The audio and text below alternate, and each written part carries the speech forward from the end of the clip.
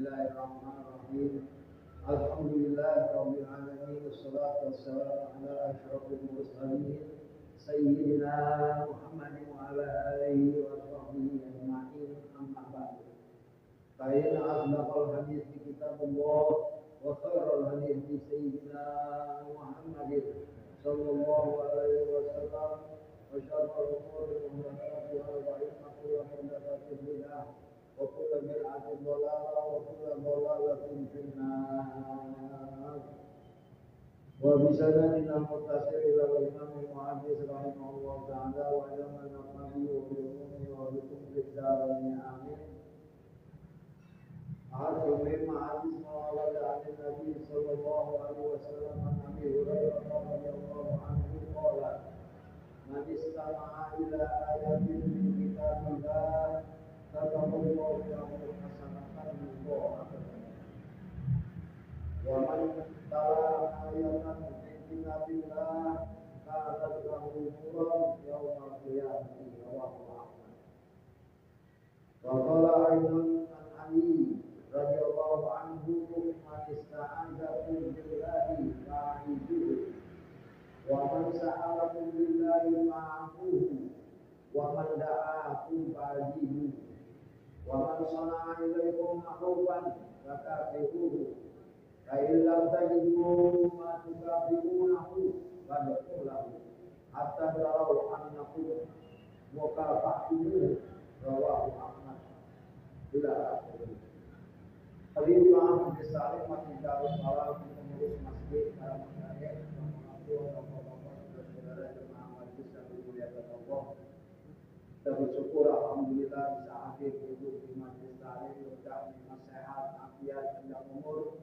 Mudah-mudahan selalu mendapatkan curahan rahmat maghfirahnya Allah, ilmu yang senantiasa dapat kita amalkan. Amin ya rabbal alamin. Taklim belajar kitab Mukhtar al-Ahadits tertib hidayah hafiz hadis mawada ali Nabi sallallahu alaihi wasallam marawahu Ahmad. Nabi sallallahu alaihi wasallam bersabda, "Man istama'a ila ayatin min kitabillah." Siapa yang mendengar satu ayat daripada kitabullah Al-Qur'an. Satu ayat, satu huruf, dua ayat, satu huruf, dua huruf. Nabi sallallahu alaihi wasallam mengatakan, kata Allah lahu hasanatan mudha'afah. Allah Ta'ala catat baginya itu akan kebaikan dan berlipat-lipat ganda kebaikan. Baca Al-Quran, bagaimana kita suka membaca dan kita bisa membaca. Kalau nggak bisa membaca Al-Quran, belajar. Jangan sampai jauh dari kitabullah. Jangan sampai jauh dari Al-Quran, karena kalau kita jauh dari kitabullah, tentu semakin jauh aja lagi, mengikuti perkembangan zaman. Kalau baca Al-Quran, kenapa nggak bisa baca? Kenapa nggak bisa? Nggak belajar, nggak ngaji. Ini yang paling pokok, ngaji, bisa baca Al-Quran, bisa sembahyang, bisa ibadah kepada Allah Subhanahu wa Ta'ala. Selamat kita dari segala zaman. Mengikuti jejak sunnahnya Nabi kita Muhammad sallallahu alaihi wasallam. Ajarin anak-anak kita, cucu-cucu kita baca Quran, selain sampai guru ngaji. Biar bisa baca Al-Quran, biar kenal huruf, biar berbakti kepada kedua orang tua, dapat mengerjakan ibadah perintah Allah Subhanahu wa Ta'ala. Bagaimana kelak nanti anak-anak kita kalau nggak bisa baca Al-Quran? Bagaimana anak-anak kita nanti kalau nggak berbakti kepada kedua orang tua? Nggak bisa mengerjakan perintah Allah, nggak tahu artinya bisa-bisa, cuma bisa-bisaan. Nggak benar ilmu. Kalau dia ngaji, insya Allah dia senang baca Al-Quran, dia suka baca Al-Quran. Itulah karena dia bisa, jadi dia suka.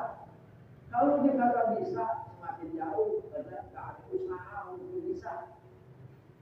Semakin jauh dari Al-Quran, ada yang nggak pegang Al-Quran di rumah kemarin, sekarang nggak pegang Al-Quran. Udah mau Ramadan lagi, udah mau puasa lagi,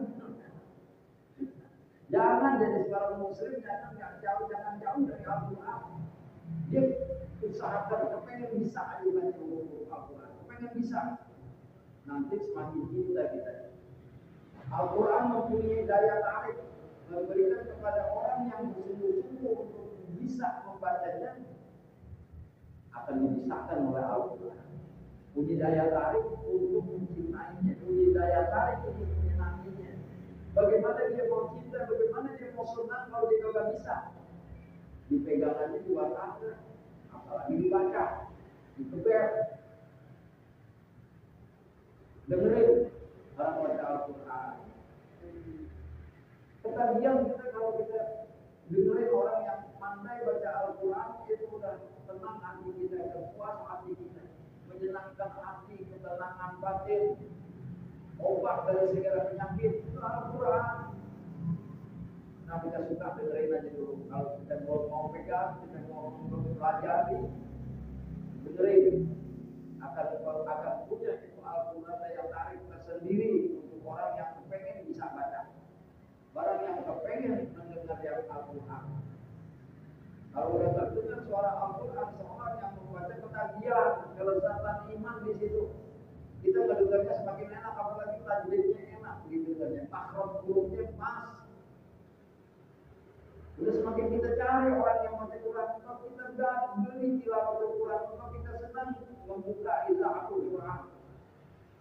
Karena kita suka, karena kita bisa. Nah di situ kita kepengen memperbaiki keislaman kita menjadi muslim yang sejati, bersungguh-sungguh berusaha dan berkorban untuk bisa baca Al-Quran, tahu kenapa Al-Quran, apalagi bisa mengerti apa yang terkandung di dalam Al-Quran. Semakin besar aja nikmat iman kepada Allah Subhanahu wa Ta'ala. Al-Quran seperti itu, kalau dia jauh, dia semakin jauh. Kalau dideketin, dia lebih dekat lagi, akan mendekati lagi, akan mendekat lagi. Niat kepengen belajar baca Al-Quran, niat kepengen bisa baca Al-Quran. Dengarnya aja sudah mendapatkan kemuliaan dari Allah. Dengarnya aja sudah mendapatkan rahmat dari Allah Subhanahu wa Ta'ala. Ya Allah Ta'ala menyatakan dan menjelaskan, "Al-Qur'an Al-Qur'an fas'alu lahu wa ansuhu la'allakum turhamun." Faiza quri'a Al-Qur'an, apabila ada didengar orang membaca Al-Qur'an, fastami'u, maka dengarkanlah olehmu. Dengerin, jangan ngobrol. Quran lagi berkata-kata, firman Allah lagi bersuara, kita dengar menjadi pendengar yang setia. Ada daya tarik kepada Al-Quran, menarik, dan kita juga mendapatkan taufik hidayah dari Allah, turunnya rahmat Allah kepada kita. Pas kami dengerin, kalau udah kita masih dengerin, akan terang. Kalau kita masih mendengar kita dengerin, huruf demi huruf dibaca, enak kedengarannya. Pergunakan ini kuping kita yang masih mendengar, jangan budek. Kalau udah budek baru pengen kedengeran, udah gak jelas, udah mulu. Nah kurang baru pengen dengerin baca Al-Quran. Itu baru pengen doang denger, belum belajar aja, belum menuntutnya. Bisa, nggak ada iman itu untuk tarik membaca Al-Quran. Kalau nggak sungguh-sungguh, nggak niat.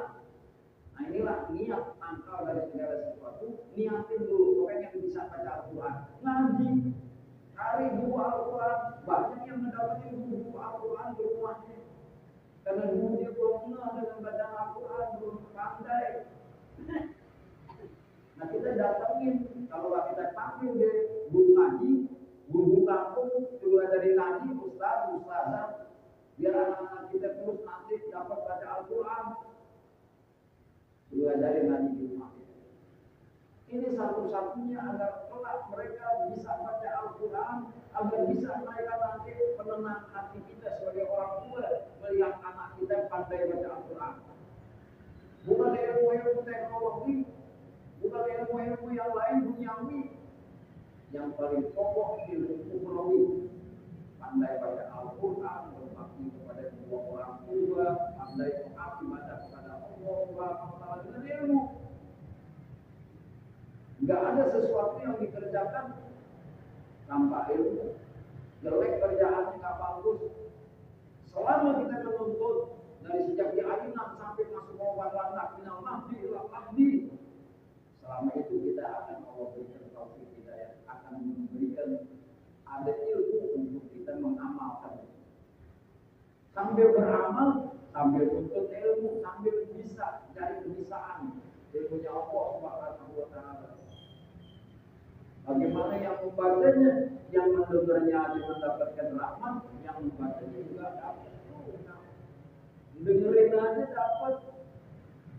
Nanti ada jadi kepengenan dan dia bisa. Boleh kita iri kepada orang yang pandai baca Al-Quran.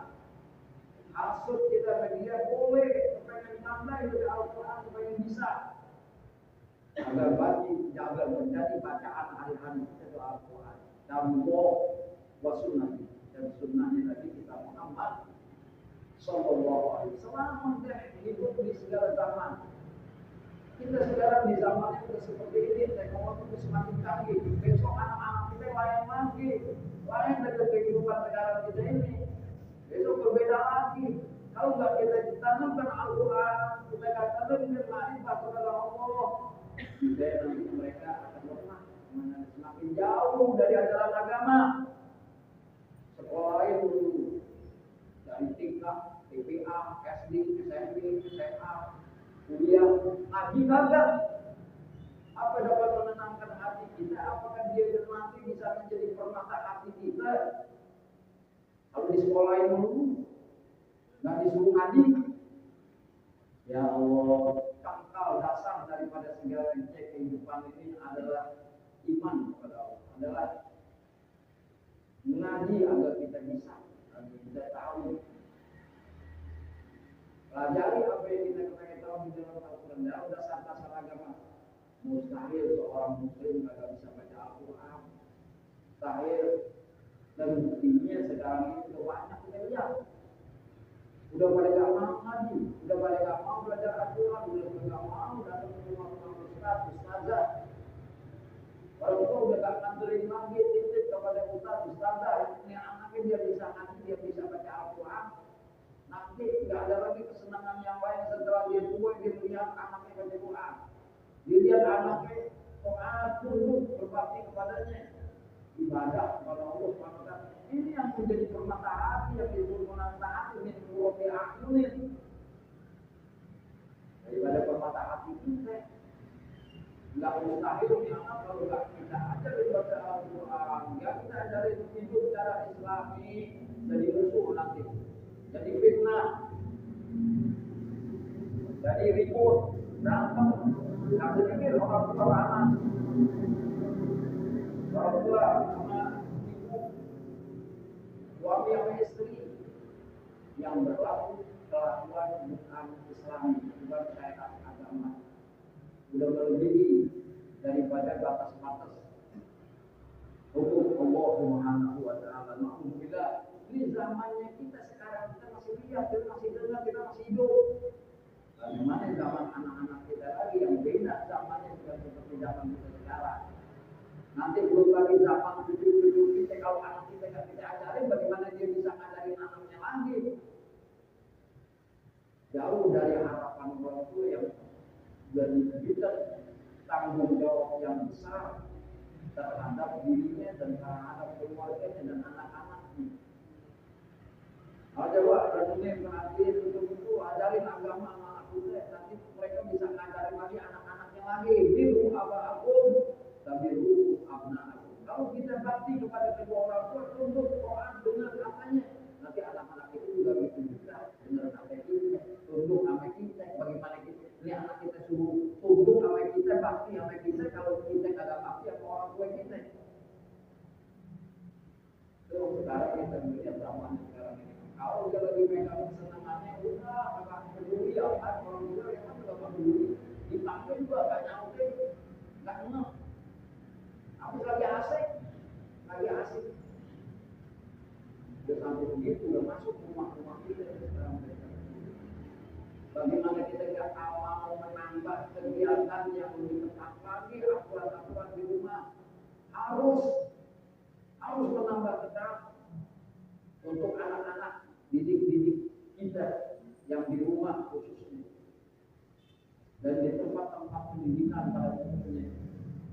Kita kepengen generasi kita yang akan datang yang menjadi penerus kita mengikuti jejak sunnahnya Nabi kita Muhammad Sallallahu Alaihi Wasallam.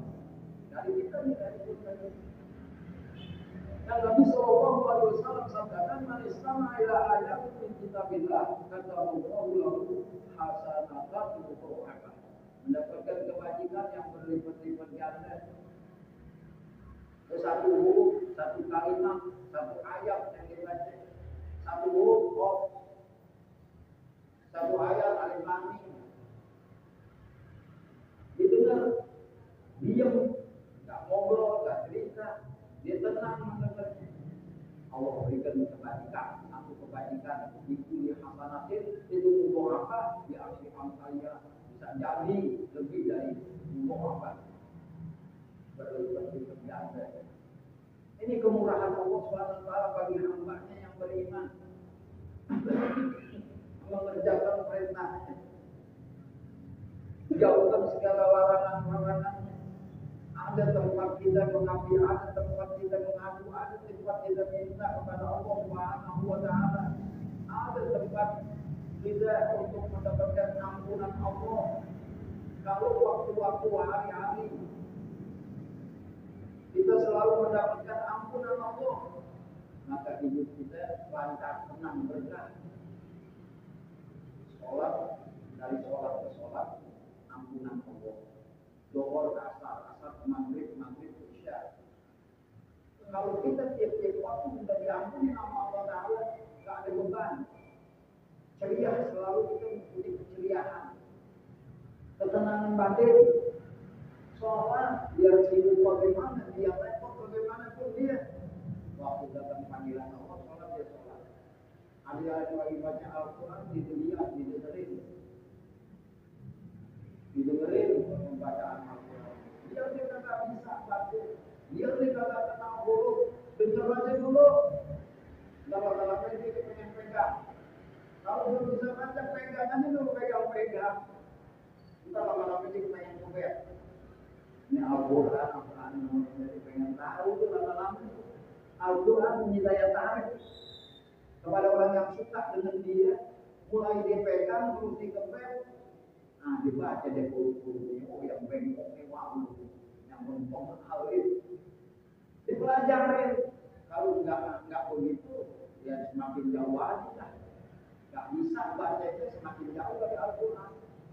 Jangankan pakai baca, pegang aja saja. Udah saja pegangnya nggak bisa bacanya. Jangan bagi muslim jangan sampai nggak bisa baca Al-Quran, jangan sampai nggak pegang Al-Quran.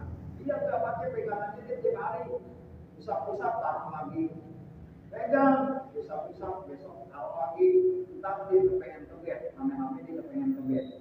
Habis dikebet, lama-lama dia kepengen baca, kepengen tahu. Usah dia udah dikebet, udah kelihatan hurufnya. Masa dia nggak kepengen tahu, dicari tahu. Sekarang lo enggak mau ngaji sendiri bisa, nggak pakai ustaz, tapi nggak berkah ilmu yang didapetin, nggak bisa. Cari guru, cari ustazah, jadiin pedoman, jadiin pegangan apa yang dipelajarin, dia lihat ada ustaz, ada guru yang ngajarin dia. Bagaimana pandangan kehidupan guru jadi contoh dari teladan buat murid-muridnya, orang yang ngaji sama dia. Sudah tentu baik, contohnya udah bagus, mendengerinnya aja udah, kalau kita udah baca, udah pandai, mendengerinnya aja udah dapat rahmat Allah. Tadi disebutkan apabila seseorang membaca Al-Quran pas kami lalu dengerin bacaannya, diam, jangan ngomong. Ntar kalau udah habis orang baca Quran baru kita ngomong. Quran dibaca, ngobrol tetap aja, ngomong tetap aja, ngopi tetap aja, ngomong lagi. Dengerin pas tadi wa ansiku la'allakum pasti kamu mendapatkan kasih sayang Allah Subhanahu wa taala. Itu nasihat yang kita dengar, perkataan Allah Subhanahu wa taala dalam Al-Qur'an yang lagi dibaca. Kalau Allah lagi ngomong, masa kita ngomong? Kalau udah mana? Kalau kita lagi ngobrol, kita sampai-sampai ngobrol-ngobrol juga, makanya domen, orang domen, ngocok. Jauh ngobrolnya. Dan kalau orang tua ngomong, baru ada ngobrolnya. Kalau ngomongnya, ini lagi satu doa Al-Quran yang bagi dibaca, semuanya diam, doa situ. Nah di situ kita mendapatkan kasih sayang Allah Subhanahu wa taala. La'allakum turhamun. Mudah-mudahan bisa baca tentang kalau udah pengen bisa. Diusaha berkorban mencari bagaimana supaya bisa. Orang bisa masa kagak bisa. Orang sebagai muslim, saya muslim, masa kita muslim kagak bisa baca Al-Quran? Alhamdulillah. Kita butuh itu yang kita beriman, yang kita percaya kepadanya, nanti akan menuntun kita ke dalam surga Allah dengan Al-Quran. Bagaimana amal hidup yang kita bawa untuk negeri akhirat menghadap kepada Allah? Nah ini hari-hari kita semasa Allah kasih panjang umur, sehat badan kita ngerti banget amal pekerjaan yang kita kerjain diniatin karena Allah. Itu ada tentang amal hidup namanya. Duduk di majlis taklim, sholatnya lima waktu, itu amal kita. Di samping usaha kita mencari nafkah, kehidupan hari-hari itu ibadah juga kepada Allah. Ada catatan amalnya juga. Niatnya karena Allah, buat ibadah kepada Allah. Biar dagang kecil-kecilan karena Allah. Biar kerja kecil-kecilan karena Allah. Enggak besar-besaran, artinya enggak cari kecil-besar. Asal ada kegiatan dan Allah SWT ada nilai amal ibadah yang nanti akan menyertai kita tuh ketika nanti dia menyertai kita amal kita terus. Enggak sedikit yang kepengen kembali lagi ke dunia, kepengen beramal baik, amal khair. Ya Allah, balikin lagi saya ke dunia sekedar saya kepengen ibadah, sekedar saya kepengen sedekah. Kalau benar itu Allah Ta'ala perintahkan tiap-tiap sedekah yang dijadikan karena Allah Subhanahu wa taala ada catatannya. Enggak terhapus sampai kita meninggal, sampai kita menghadap kepada Allah Ta'ala. Dan catatan-catatan yang lainnya sudah mendapatkan ampunan. Dengan sholat, dari sholat ke sholat sudah mendapatkan ketenangan. Sudah kita kerjakan perintahnya. Dan di situ diampuni dosa-dosa kita yang kecil walaupun sebanyak buih di lautan. Tenang nggak orang yang kerja dari sholat? Tenang, berkah rezekinya, berkah kesehatannya, berkah umurnya. Karena sholat itu lima waktu. Biar sibuk bagaimana itu sebanyak apapun. Kalau nggak sholat, datang waktunya sholat, nggak berkah. Sehat bagaimana? Nggak ada bantuan, nggak ada sedekah. Bisa jadi kesehatannya semakin mengurang, bisa jadi rezekinya semakin mengurang. Karena pelit, kita nggak suka sedekah. Dan sedekah ini bukan karena duit aja, bisa dengan apa saja pada tubuh kita jadikan sedekah lillahi ta'ala. Kita punya tenaga, kita turunin orang yang butuh tenaga kita, insya Allah tenaga kita semakin power, semakin kuat. Senang hati kita kalau orang kita turunin dulu. Dia lagi kesusahan, dia kita perlu, kita tolongin aja. Dan Allah Subhanahu wa taala kesehatan kita Allah semakin bertambah. Kalau kita bantu dengan rezeki, dengan duit sedikit banyaknya, insya Allah rezeki kita semakin banyak. Kamu itu dilalok, berkah. Dakwah Allah ganti, jangan pelit-pelit, jangan segan-segan, jangan ragu-ragu kalau kita menolong orang itu sedekah. Berbuatlah baik, kalau kita tingkatkan kebaikan. Kalau ada sesuatu jangan mengganggu, apalagi orang diganggu, gak enak terganggu. Kita juga gak terganggu, jangan mengganggu. Kalau gak mau diganggu, jangan nyakitin kalau kita gak mau disakitin. Nanti dicubit, jangan nyubit orang, jangan nampar orang. Kalau memang itu terasa sakit sama kita, bagaimana orang yang kita cubit merasakan sakit juga. Nah ini mukmin namanya percaya kepada Allah Subhanahu wa taala. Dia dengar baca Al-Quran, dia pelajari Al-Quran, dia tuntut ilmunya, dipahami, Al-Quran akan memberikan petunjuk kepadanya. Dan obat dari segala macam penyakit Al-Quran. Al-Quran.